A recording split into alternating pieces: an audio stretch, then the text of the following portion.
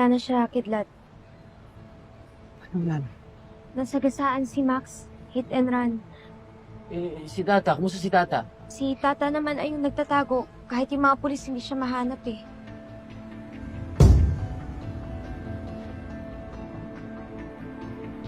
Sino may gawa nito? Ha?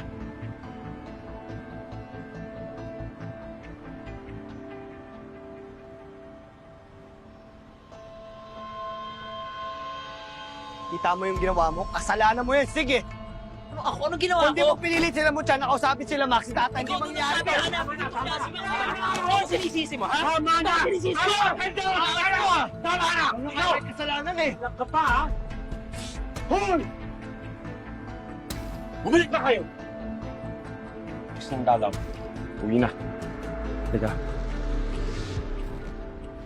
Samahan mo yung dalawa, ha? Sinistress namin pala si Palub sa nila. Masakit na yung ulo ko.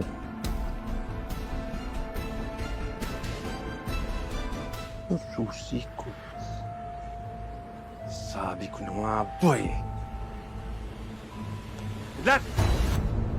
Teka nga. Narito! Bata. Sabi ko na nga ba, pinag-i-interesan mo yung mga susi ko, ha? Huli ka ngayon, Kidlat. Sir, wala akong kinalaman dyan sa susi nyo. Tama ka na magsinungaling dyan. Sir, wala ako sa akin, sir. Ha? Sir, Asan yung mga susi ko? sir, wala nga ako sa akin, hindi ko alam. Peke yung mga susi niyan. Ha? Sinabit ko sa mga pantalon ko para ipain sa'yo. Ano nangyayari dyan? Ha? Nakaw ni Kidlat yung keyring ko. Andun yung susi ng sasakyan ko, mga access doors, lahat. Ikaw may balak kang tumakas dito, no? Ha? Asan na yung susi, ha? Ito ba hinahanap mo? Yan. Alam mo kung saan nakita yan? Sa sahig ng visiting room.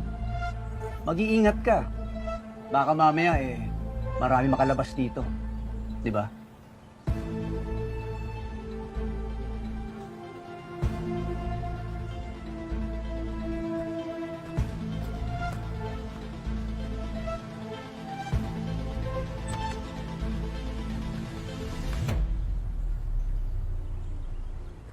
Coach. Salamat po, ah. Kaya lang yun. Pero, paano mo nakuha yung susi? Coach, hindi ko pa pwedeng sabihin eh. Sasabihin ko po sa tamang panahon. Sa ngayon po, humihingi lang po ako ng konting tiwala at saka pasensya.